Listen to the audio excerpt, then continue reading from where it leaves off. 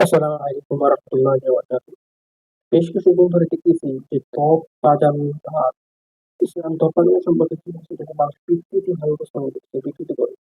তারা বলতেছে যে ত্বক পাজানো জায়েজ বা ত্বক পাজানো শিখিয়েছে। এটা কখন জায়েজ? ২ টা ক্ষেত্রে জায়েজ। ১ নাম্বার ক্ষেত্র হলো যখন কোন ব্যক্তি বিয়ে করে, বিয়ের সময় এই মানুষকে এই ত্বক পাজানো ত্বক পাতিয়ে দিয়ে মানুষকে খবর দেওয়া হতো আগেকার দিনে। তখন রাসূলুল্লাহ সাল্লাল্লাহু আলাইহি ওয়াসাল্লাম জিজ্ঞাসা করে আমরা কি বিভিন্ন বাদ্যযন্ত্র অথবা ঢাকুর পিটিয়ে মানুষকে খবর দিব? রাসূলুল্লাহ সাল্লাল্লাহু আলাইহি ওয়াসাল্লাম বলছেন, "না, তোমরা তকমা দিয়ে মানুষকে খবর দিবা।" তো এই ক্ষেত্রে ত্বক পাঠানোর জন্যে উদ্দেশ্য হলো মানুষের খবরাখবরটা পৌঁছানো দেওয়া। কোন একটা জনসমক্ষে উপস্থিত হয়েছে, ওইখানে যেটা মানুষের দৃষ্টি আকর্ষণ করতে পারে কোন একটা প্রাধান্য দিলে, এই ক্ষেত্রে ত্বক পাঠানোটা জায়েজ করা হয়। অথবা এই ব্যাখ্যা হবে। ঠিক তেমনি যেকোনো খবরাখবর প্রচার করা হচ্ছে, বিয়ে হচ্ছে এবং বিভিন্ন খবরাখবর প্রচার করে এতটুকুর জন্যই ত্বক পাঠানোটাকে জায়েজ। কিন্তু আজকাল দেখতেছি তৎকলঙ্কাকে মিউজিক হিসেবে ব্যবহার করে। মানে তারা মিউজিক গুলা গানের মিউজিকের মধ্যে তারা ব্যবহার করতেছে।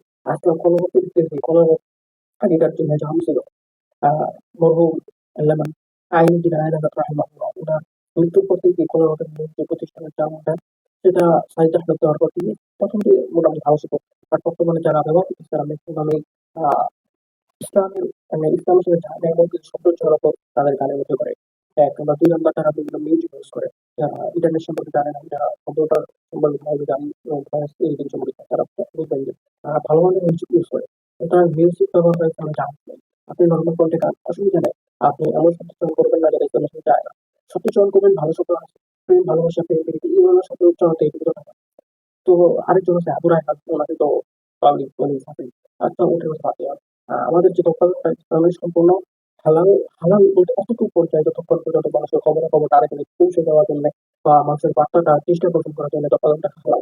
কিন্তু বাকি যে আমরা তৎপালনটা ব্যবহার করতেছি যে আমরা ত্বকটা আমাদের কিছু ইয়ের জন্যে মিউজিকের জন্য বিনোদনের জন্য এটা তৎপালন আসলে জায়েজ নাই। এটা সম্পূর্ণ ইসলামে হারাম, এটা সম্পূর্ণ হারাম। এর আগে সমস্ত উলামা কেরাম সমস্ত আশা করি বুঝতে পেরেছেন। তৎপালন থেকে সবাই বিরত থাকবেন এবং দরকার আমাদের তাদেরকে মেসেজটা পৌঁছে দেওয়ার জন্য চেষ্টা করবেন। আসসালামু আলাইকুম ওয়া রাহমাতুল্লাহি ওয়া বারাকাতুহু।